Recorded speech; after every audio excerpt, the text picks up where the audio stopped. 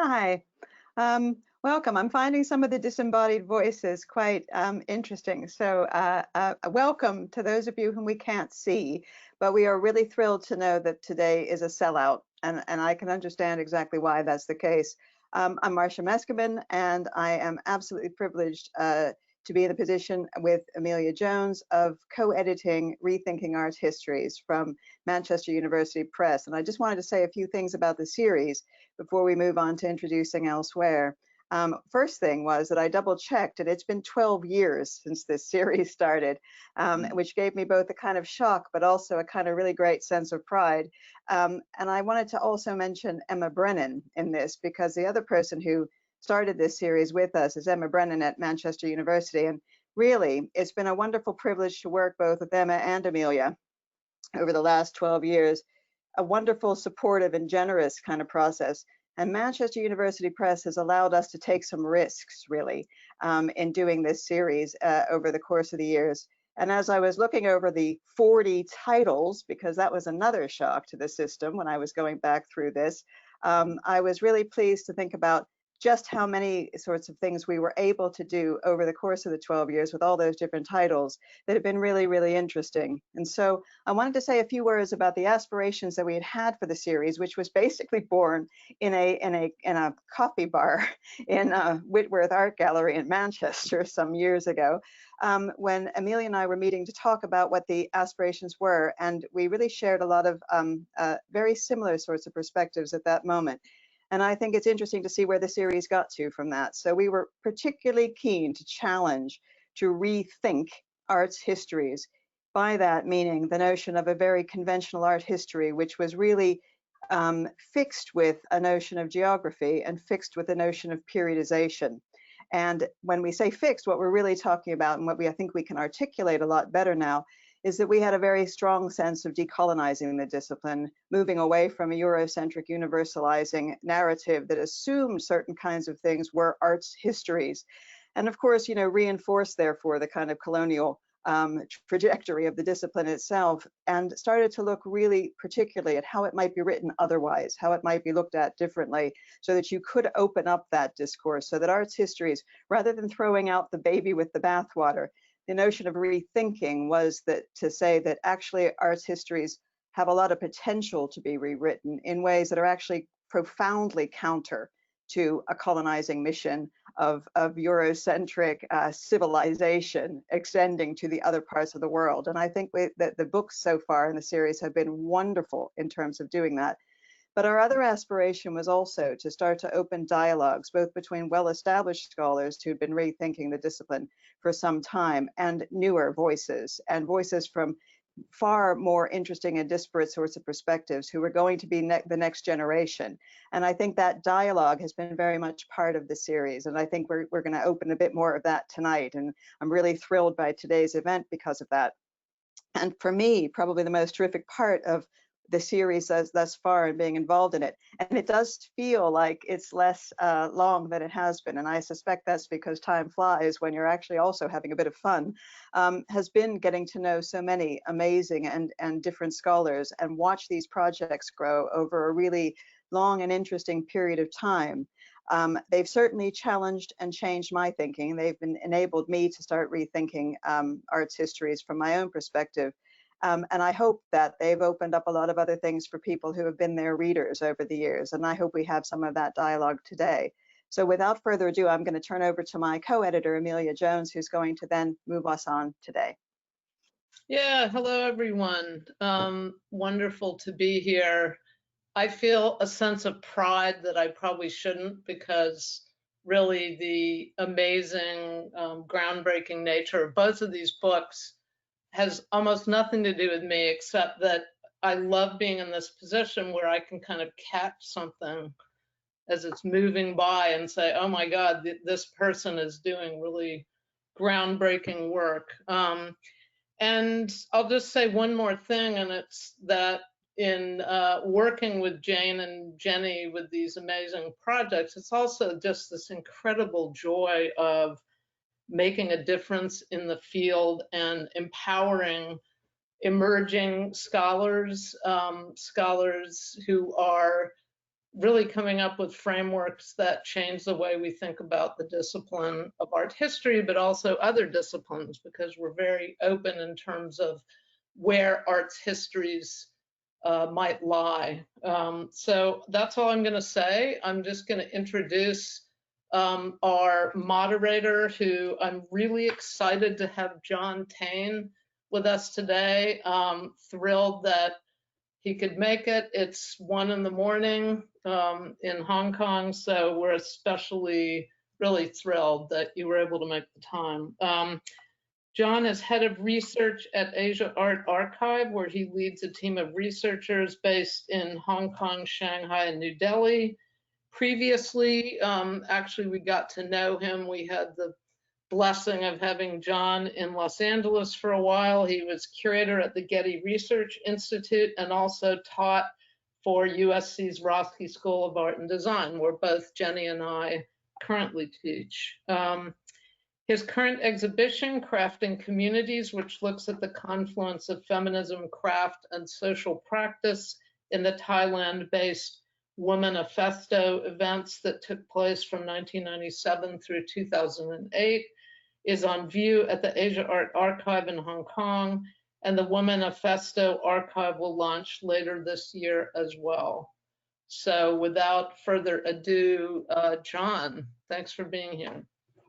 Okay, thank you, Amelia, and hello, everybody, and thank you, Rebecca and Marcia, as well, for the introductions to the celebration of the publication Staging Art and Chineseness, Politics of Transnationalism and Global Expositions, and Above Sea, Contemporary Art, Urban Culture, and the Fashioning of Global Shanghai. And thank you to the authors, Jenny Lin and Jane Chin Davidson, for inviting me to be part of this event.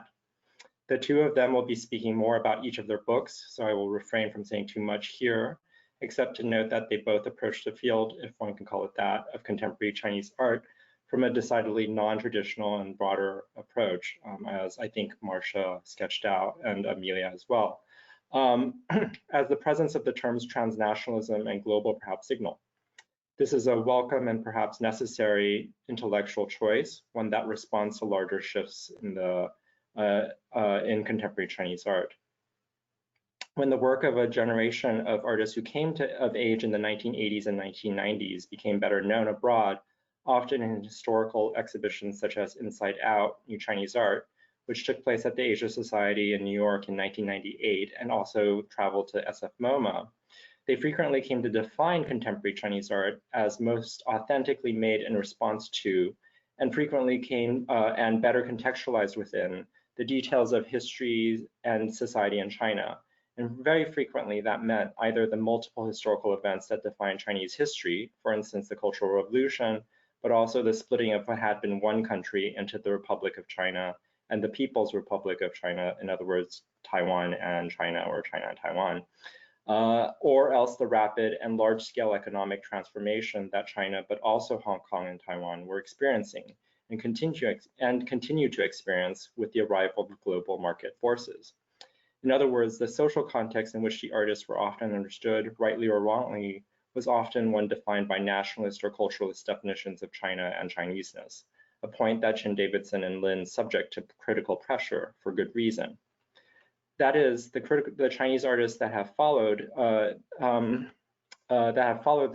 80s avant-garde cohort are just as likely, however, to have had their formative experiences at art schools in Australia, Berlin, or California, a point that is becoming clear through the financial exposure that many institutions of higher education are finding themselves experiencing due to the sudden diminishment in numbers of these international students.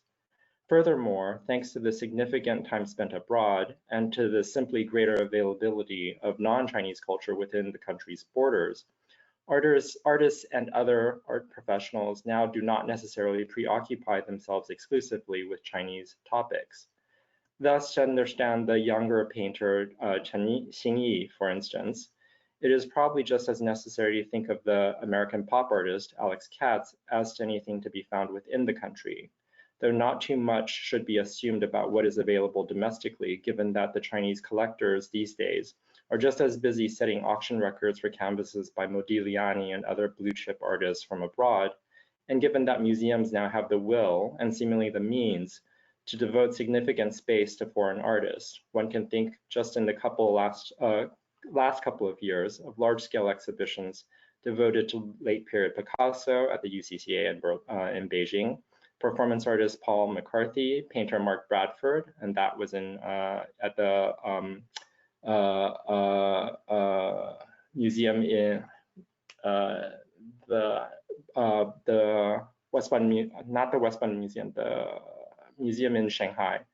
While also to more surprising because less established artists such as Matt Bass or the Roski's own Jennifer West, which was a choice informed by the Hughes Museum in Shanghai's relationship with LACMA. But it is these shifts and evolutions in what could be considered as falling within the borders of the world of Chinese culture that Jane Chin Davidson and Jenny Lin diagnose and analyze each in their own way.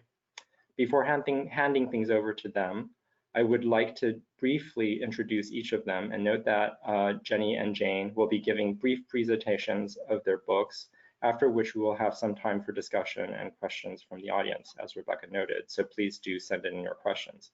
So firstly, Jenny is a writer, curator, and associate professor of critical studies at the University of Southern California's Roski School of Art and Design. Her research explores relations between 20th and 21st century art and design and social phenomena such as urbanization, globalization, and decolonization. Above C, contemporary art, urban culture, and the fashioning of global Shanghai intervenes into global contemporary art discourse through a cross-cultural study of art, architecture, fashion, and film created in and about cosmopolitan Shanghai. Lin's writings have also been published in Art Margins, Shanghai Culture, Frieze, Art Extra, Failed States, and the anthologies Fandom as Methodology, Participatory Urbanisms, Companion to Urban Imaginaries, and Cities of Light. She is currently working on a new book and exhibition project entitled Another Beautiful Country, Moving Images by Chinese American Artists. Lin's research has been supported by numerous grants and fellowships, including from the University of California Pacific Rim Research Program, U.S. Department of Education, and the Confucius Institute of Global China Studies. She holds a BA in Architectural Studies and Italian Studies from Brown University and an MA and PhD in Art History from the University of California, Los Angeles. Next, Jane Chin Davidson is an art historian and curator whose research focuses on transnationalism in relation to Chinese identity, feminism and ecofeminism, curatorial activism, and global exhibitions of contemporary art. Her recent publications include the monograph Staging Art and Chineseness, Politics of Transnationalism and Global Exhibitions, which came out this year and about which we will be hearing more, and the co-edited volumes Global and World Art in the Practice of the University Museum. She is co-editor of the special issue of the journal NKA, coming out next year on Curatorial Impacts, the Future of Opianweather, 1963-2019, in addition to a special issue of the Journal of Curatorial Studies on restaging exhibitions that came out in 2019. Her writing has been published in numerous scholarly journals, such as Journal of Contemporary Chinese Art, Third Text, and the Journal of Visual Culture, and in anthologies such as the upcoming Bloomsbury title, Transnational Belonging and Subjectivity in Process, and also as well online on Hyperallergic and the Oxford University's Academic Insights blog. Jane currently serves as the editor of on the editorial board of CAA's Art Journal. A graduate of University of Manchester with a PhD Award of Distinction and BA in Art History from Reed College, Chin Davidson was a British Economic and Social Research Council Fellow, a Getty Research Institute Postgraduate Fellow, and awarded the National Women's Studies Association Women of Color Leadership Project. She is currently Associate Professor of Art History and Global Cultures at California State University, San Bernardino. So with that, I will hand things over to Jenny. Hi, everyone. Good morning. Thank you so much for being here. Thank you, John, for the introduction. Can everybody see my screen? Yes? Mm-hmm. Okay, fantastic. So yeah, thank you so much, John, for being here early in the wee hours of the morning in Hong Kong. Thank you to Marcia and Amelia. It's really been a dream come true to be able to be nurtured and published in this really important radical series, Rethinking Arts Histories. And thank you to Rebecca and Emma for organizing us all. So I'm thrilled to be here today to present and celebrate my book, as well as Jane Chin Davidson's amazing book, Staging Art and Chineseness. And I just want to talk a little bit about my book and give you kind of a sneak peek into it. So I'm going to kind of give an overview and then give a couple examples of images from each of the chapters and talk about those with you. So Above Sea came out of my research that was conducted over the course of a decade, really, in the beginning of the 21st century, when I lived on and off in the city of Shanghai.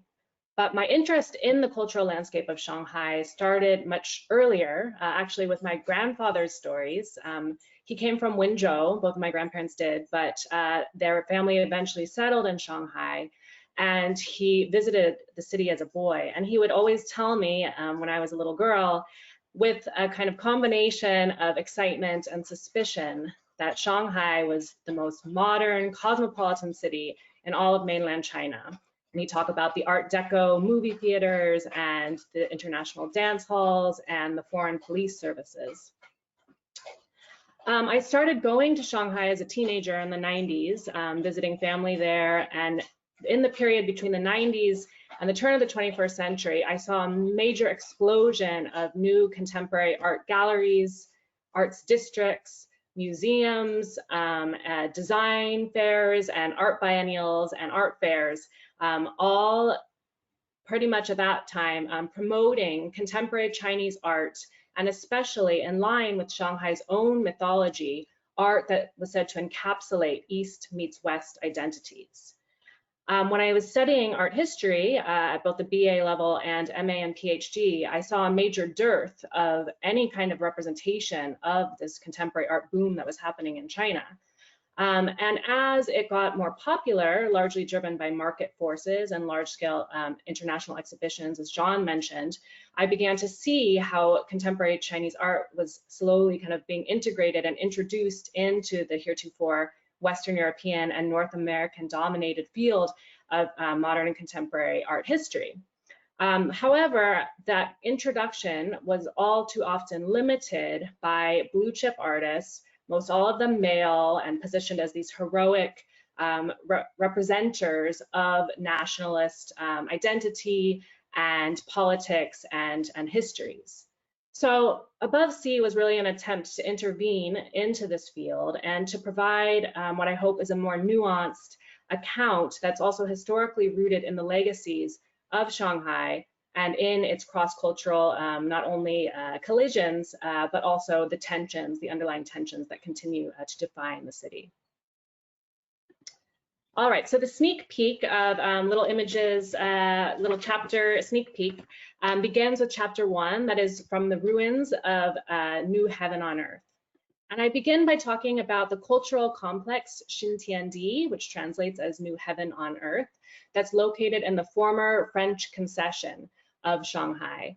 It is an outdoor shopping complex and a purported cultural heritage site that epitomizes Shanghai's East meets West identity. I talk about the pseudo-preservationist project in relationship to the number of original shukumen and longtong, or vernacular stone gate home and alleyways of Shanghai's colonial era that were torn down in order to erect this shopping mall complex.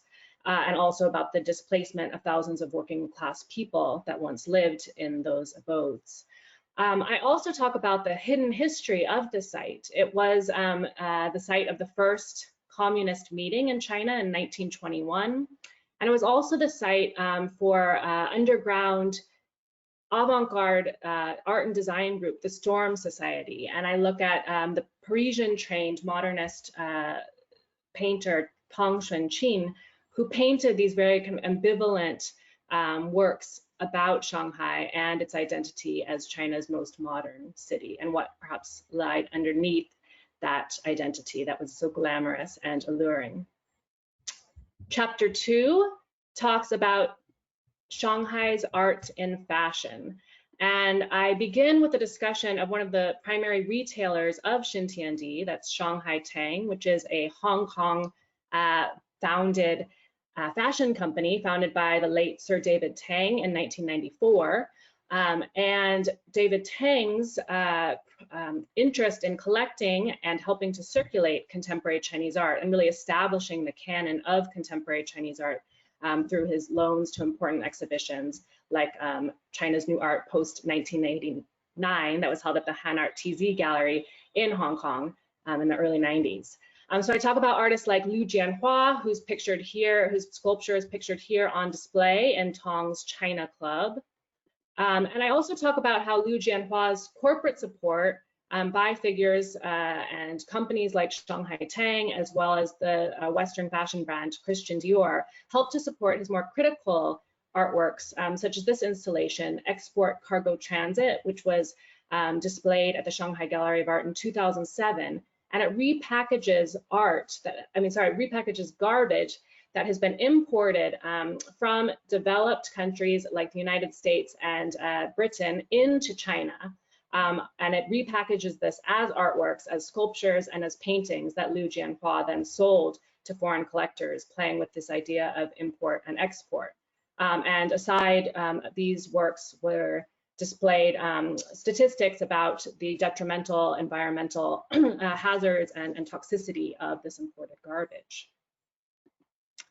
Chapter 3, Biennialization as Banalization, Promotion and Resistance, talks about the Shanghai Biennial of 2000, which was the first major international contemporary art event that was held in China and that was hosted by the Shanghai Meishuguan, Shanghai Art Museum in 2000. I talk about the difficulties between negotiating local and global agendas in that exhibition, as well as the counter exhibition, Fuck Off, or Uncooperative Approach, that sought to provide an alternative to the official biennial and showcase more local artists and also artists that were doing more edgy performance art, and also women artists, of which there was very little representation in both exhibitions. For example, I look at the artist Zhou Tiehai, who satirizes the globalization of art in Shanghai in his in his faux documentary, art film Will, as well as the artist Yang Fudong's photographic series, The First Intellectual, that questions the role of the intellectual in post-socialist China. Chapter 4, the final main chapter of the book, Installing a Global City, looks at the way in which overseas Chinese artists, or also artists who maintain studios both in China and abroad, have imagined, contributed to, and/or critiqued the globalization of Shanghai through large-scale installations.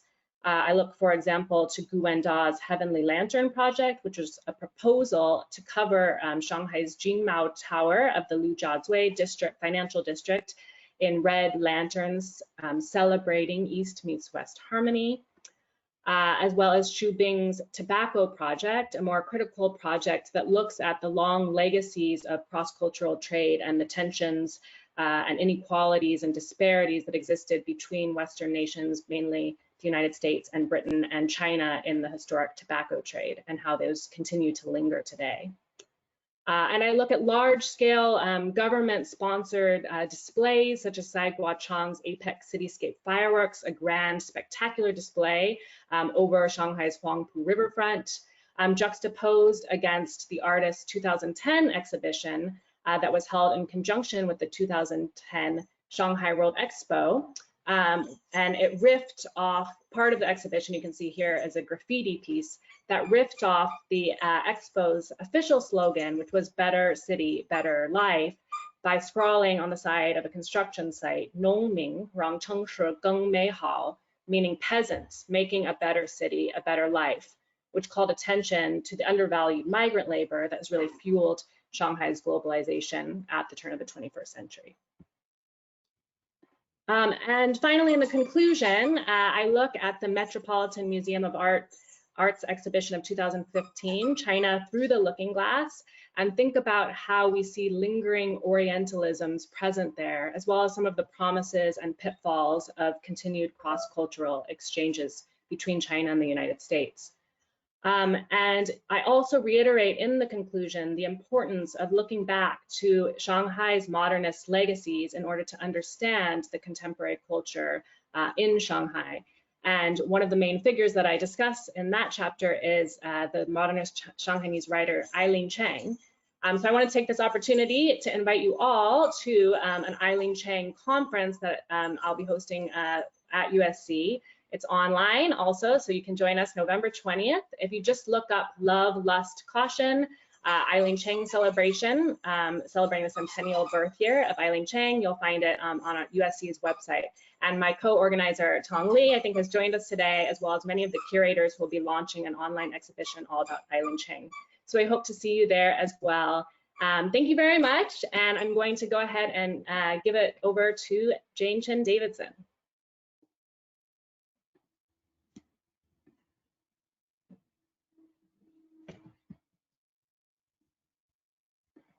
Hi, thank you so much, Jenny. That was fantastic. Let me try to show my screen.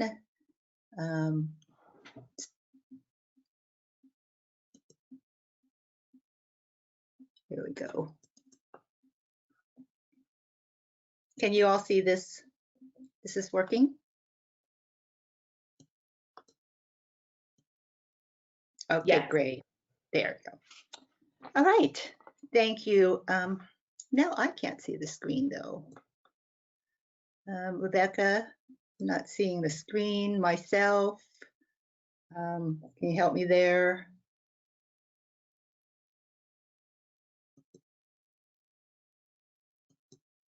There. Is this still good? I can't see you, but I can see my screen. We can see your screen. It's the, it's not full screen, but okay, it works. Well, I guess I just won't see you guys. It's fine. I couldn't see myself either. Okay, good. A little disoriented. Sorry about that. Thank you so much, Jenny and John, for joining me in this talk about Chinese contemporary art. I want to thank especially Amelia Jones and Marcia Meskimen for including my book in their amazing Rethinking Arts History series. And Rebecca Mortimer at MUP and Emma Brennan have been so terrific all along, especially with this event. Let me start by explaining the cover image of this Scavenger by Yuqing Tan.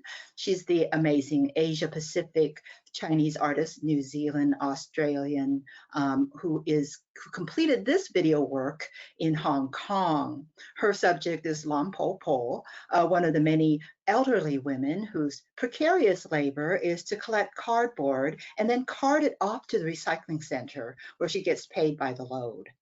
Tan enlisted Lam to transport this laser cut cardboard through the streets of downtown, and as viewers, we go along with her to bring the lion to be destroyed at the recycling plant. Stopping by the lion statue at the HSBC bank that it is representing.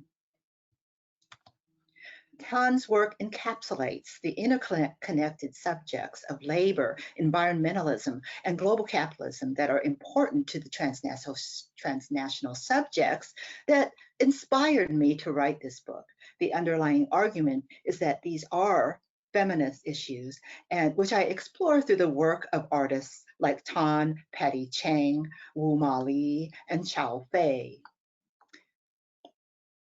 Configurations, for instance, represents Patty Chang's journey to central China to track the government's south to north water diversion project, transferring the waters from the major rivers in the rural south to China's drought-prone territories in the north, not coincidentally to wealthy metropolitan Beijing.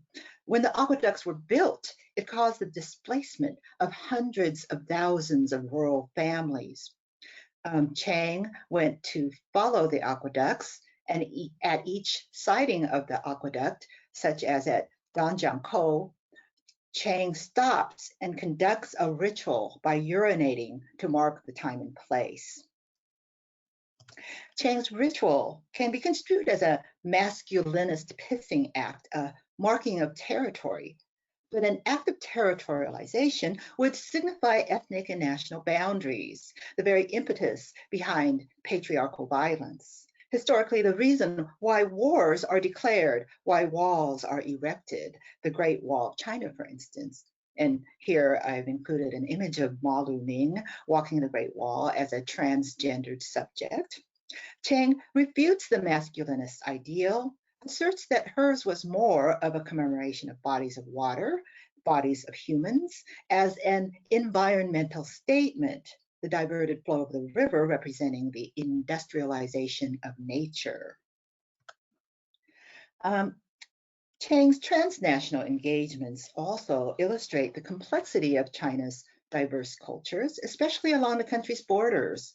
Her 2010 video performance titled Minor puts into question the ethnicity of being Chinese as she projects the video lens onto her Muslim, Uyghur, and Han Chinese subjects, juxtaposed also with her peripatetic Chinese American self in her travels to the Xinjiang Autonomous Region.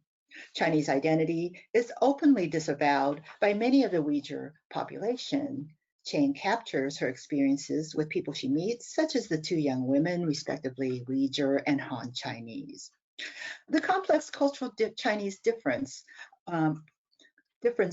occupies the larger scope of my book. I use the term Chineseness to problematize the norms of nationalism and identity, which is actually very personal to me. As a child, I had immigrated to the United States from Hong Kong, and I always knew the vast differences among diverse Chinese cultural communities. But growing up, I had always felt that orientalist stereotypes constantly overshadowed any personal understanding of Chinese subjecthood. As such, Chineseness refers to cultural paradoxes, if indeed we can be honest about the colonialist ideologies that still affect Chinese identification in the United States and Europe. I pose this as a question for discussing what is authentic artistic representation, what is the colonialist structure behind globalized exhibitions of contemporary art. The discourse on Chineseness engages in these concepts and problems developed more broadly in 1990s film theory. Theorists like Ray Chow and Xiaodun Xiaopeng Lu used Althusser's concept of interpolation to understand how we know ourselves as Chinese subjects through identifying with film, which I adapt for video art.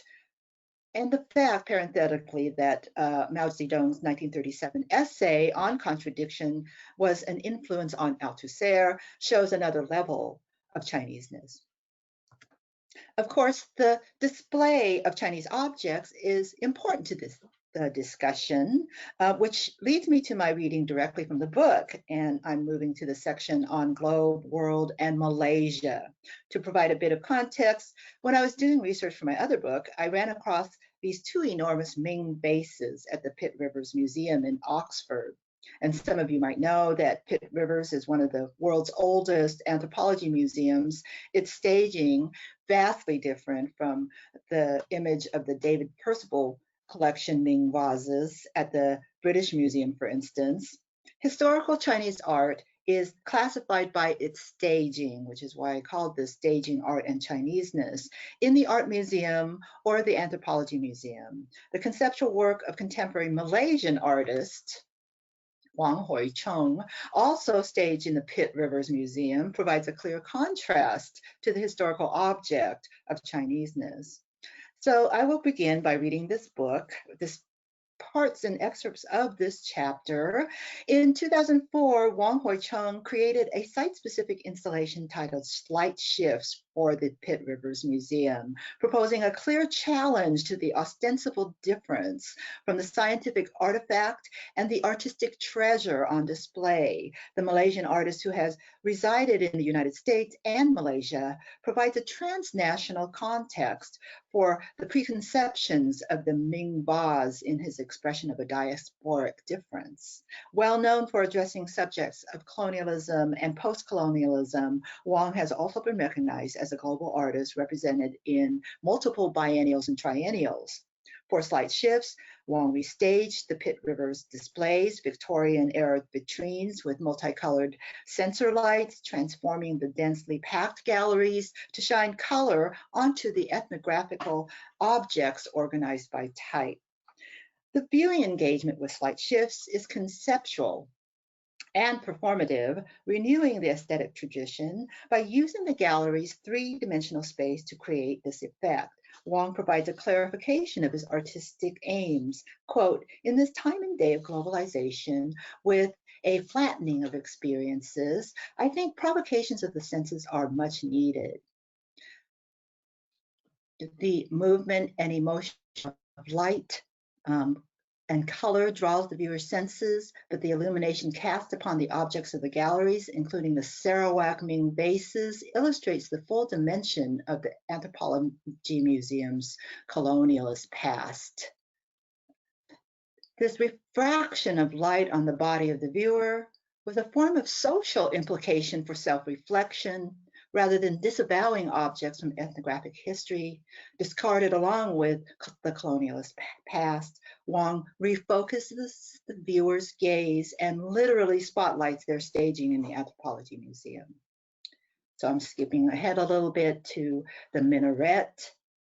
Wang's 2005 exhibition at the second Guangzhou Triennial, titled Minaret, marked an aesthetic change, described by Ho Hanru as an expression, quote, still related to migration, history, and religion, but more related to globalization as having this long history, something not new, unquote. This scaffolded minaret tower was made from bamboo and construction netting that was built as a temporary structure on the roof of the Guangdong Museum of Art.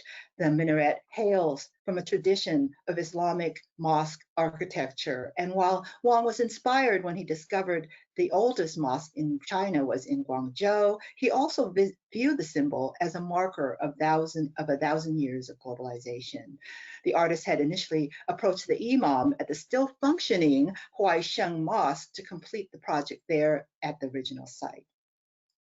As an artist who has exhibited in the Pitt Rivers Museum, the 2003 Venice Biennale, the 2005 Guangzhou Triennial, Wang's Malaysian Chinese subjectivity represents an exemplary transnational Chineseness in the context of global exhibitions.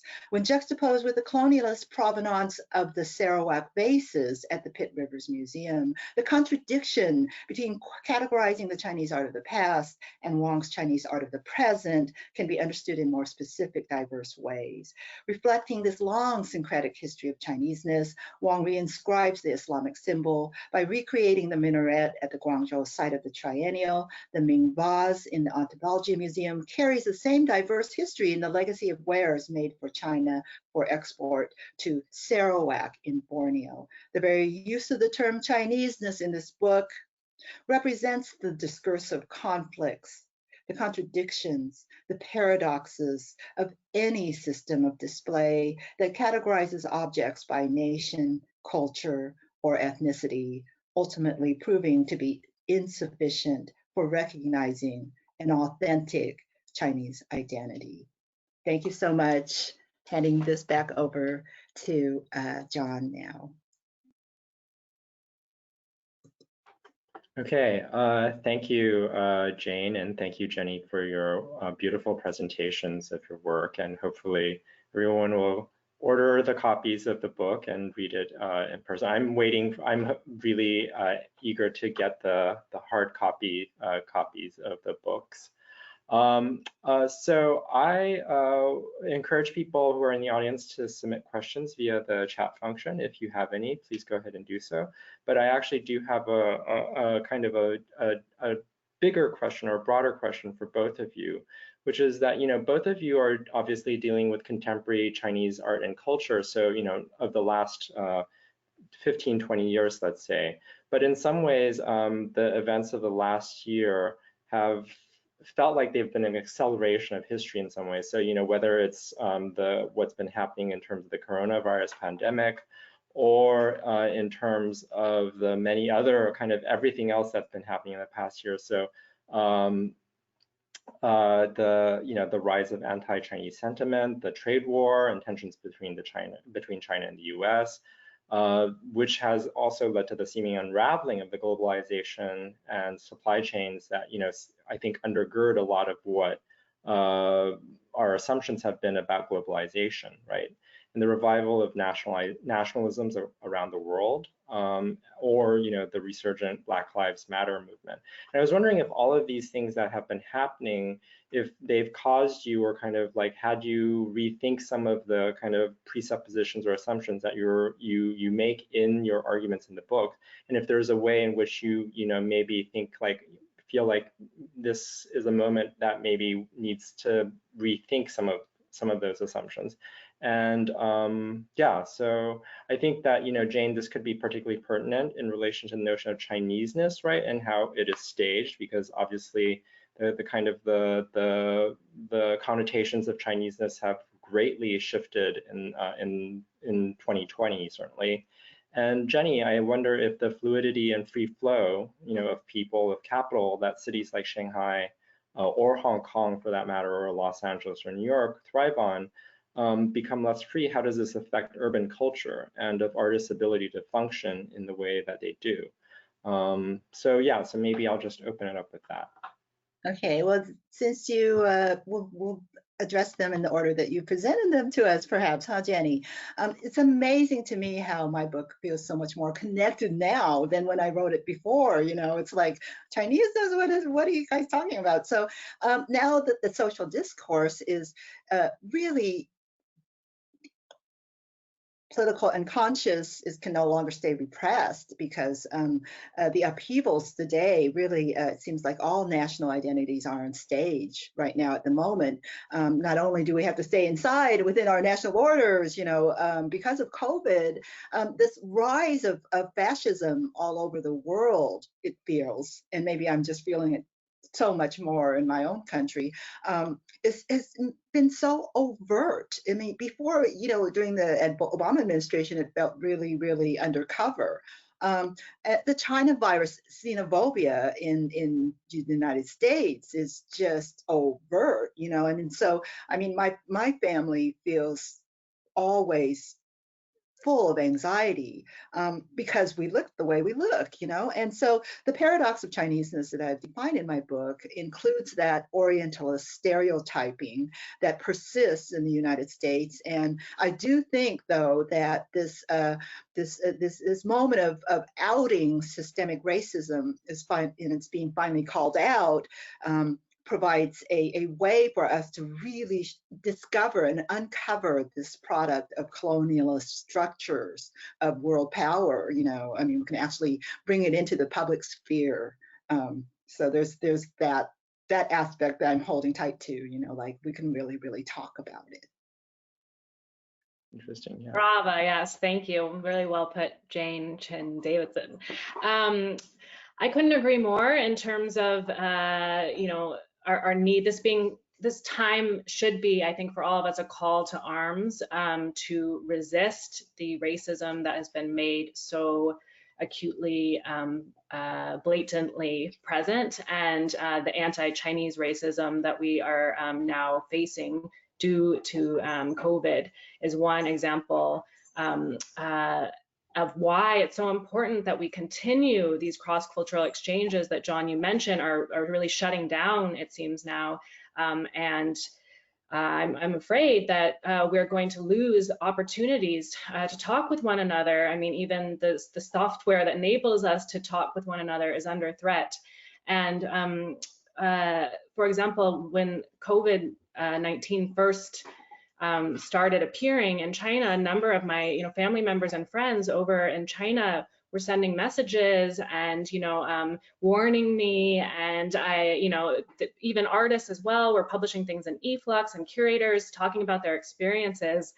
And it's like, oh, I wish we had a time machine, because if only we had listened to them. I have a dear artist friend who said, I said, what do we do? And she said, stay home for 3 months, be really cautious, it's going to be okay. And it's right now pretty much okay in China. So we've passed up these opportunities to learn from each other and listen to one another. And we need to we need to start doing that again. And art is one way I think that, we can share our perspectives, and it can also allow us to see a more nuanced positionality amongst Chinese people. We usually are bombarded with media stories that bash China, or official rhetoric that aggrandizes it, or in the United States, official rhetoric that also bashes China. And we need to stop listening to those voices that are drowning out the multitudes and the people and our friends and artists. And I think those are the voices that I really am committed to now showcasing and talking about more than ever. So.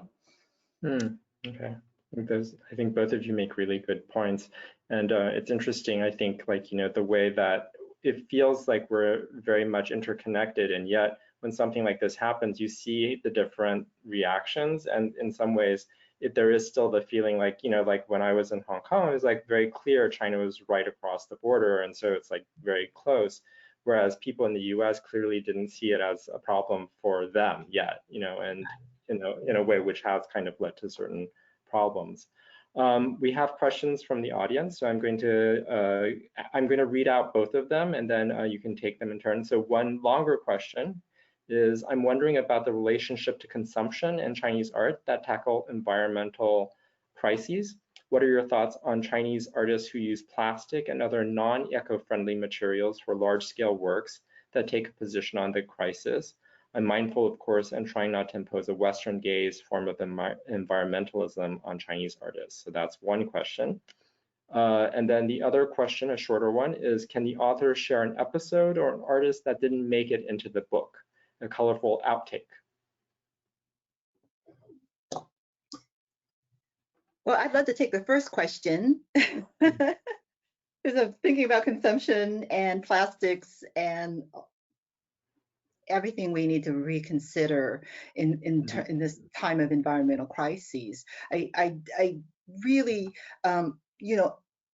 appreciate that question along the broader scope of China, but I think that it really is a question for the whole of global society and what we are doing in the arts. And for every artist that is heavily consuming and using plastics and all sorts of materials that are not helpful to the environment, there is an artist, which in my book shows, who's doing absolutely amazing works to challenge that eco problem, and China should be treated just like any other nation, country, continent in that way. I mean, we can't just go, well, here's China and they're doing, what about those artists? They're the consumers. Yeah, well, we're a very small country in relation to China, and yet our consumption is by far more hideous in a way, so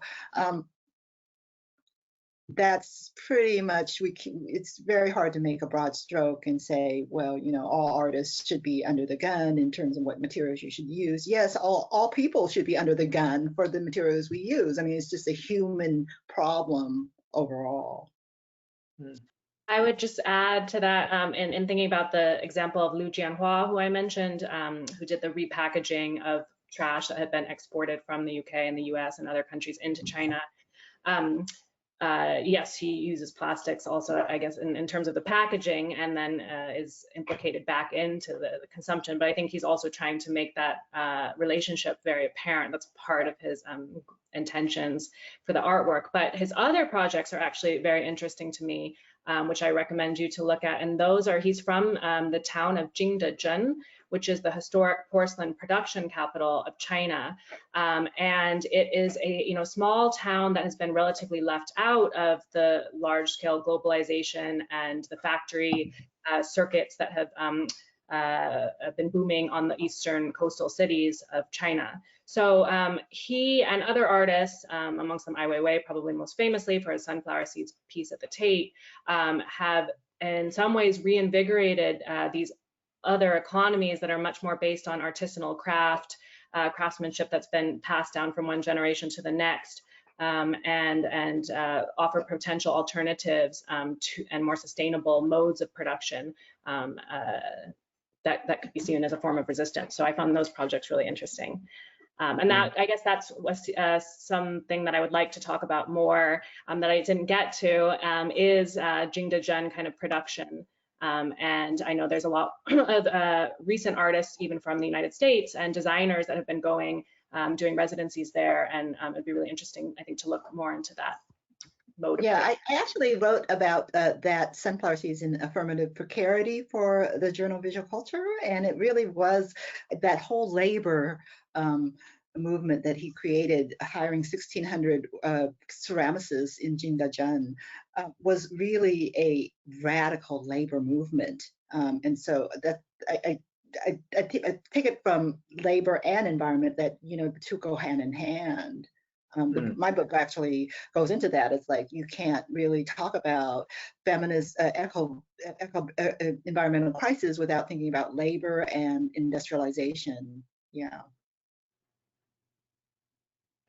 Okay, great. And then how about the outtakes question? So are there episodes or artists that didn't make it into the book that, you know, were on the list, I guess? Trying to think. I feel like you know, there's always artists, and gosh, do I want to tell him who it was? Do I want to say? Jenny?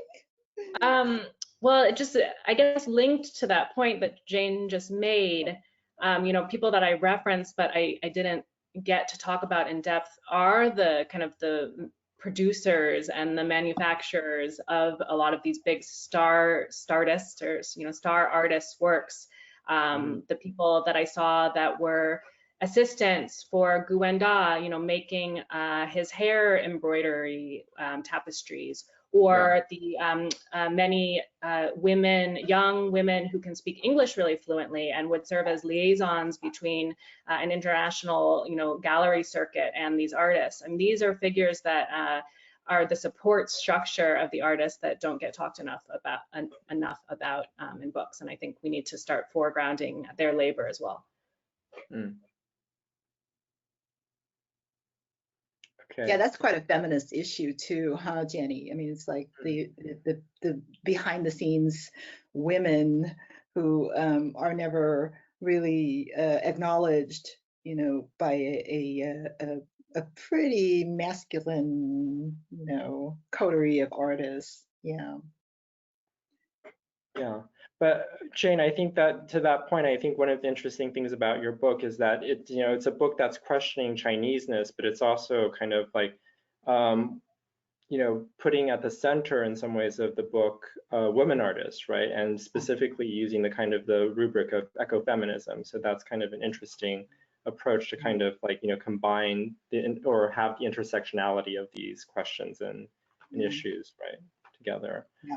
I mean, yeah, definitely. I'm really interested in the structures, that patriarchal structures, not only in you know, the art world, but in greater environmental sense of nationalisms behind being Chinese. So it is, to me, as a Chinese woman, very patriarchal. You know, I mean, if you ever lived in a Confucius household and brought up in a Confucius household, I mean, those of you know that there is a hierarchy, and you know, whatever I do, I always have to really foreground that I'm you know, really wanting to foreground the feminist positionality, and it's from a political point of view, of course, as an activist, author, historian, being a critique of everything. So. Okay. And then following up on that, there's a question from the audience. Is there a discourse of ecofeminism in Chinese scholarship? So I think question for you, Jane. You know, I've just that discourse. been around with a lot of feminists recently, and you know, the whole ecofeminist community feels like it's just a little tiny drop in the bucket. So you know, I connect up with a lot of ecofeminist artists, but I'm not sure. And if there is one out there, call me, because it would be great to you know, bring a constituency together.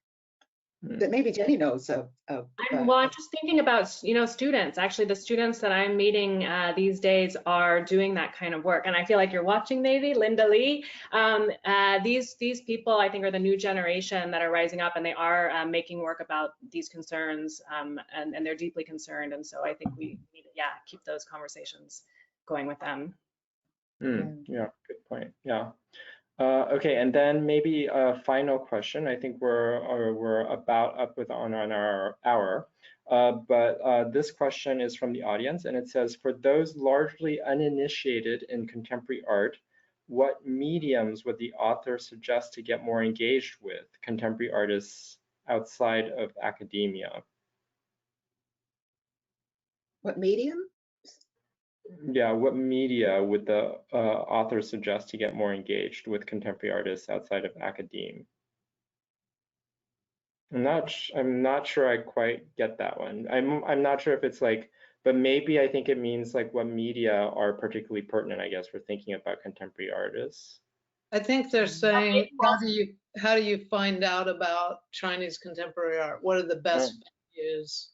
And in general, to look at artists that are not necessarily the most well-known mainstream, check out the Rethinking Arts History series books, because it's full of really brilliant experimental, radical artists that are doing interesting work that you won't find in the usual suspects of the basic anthologies of art, modern contemporary art history. There's also, of course, a lot of websites nowadays that you can go to. And in China, there's Art Baba, which I know is a kind of free for all that publishes a lot of contemporary art information.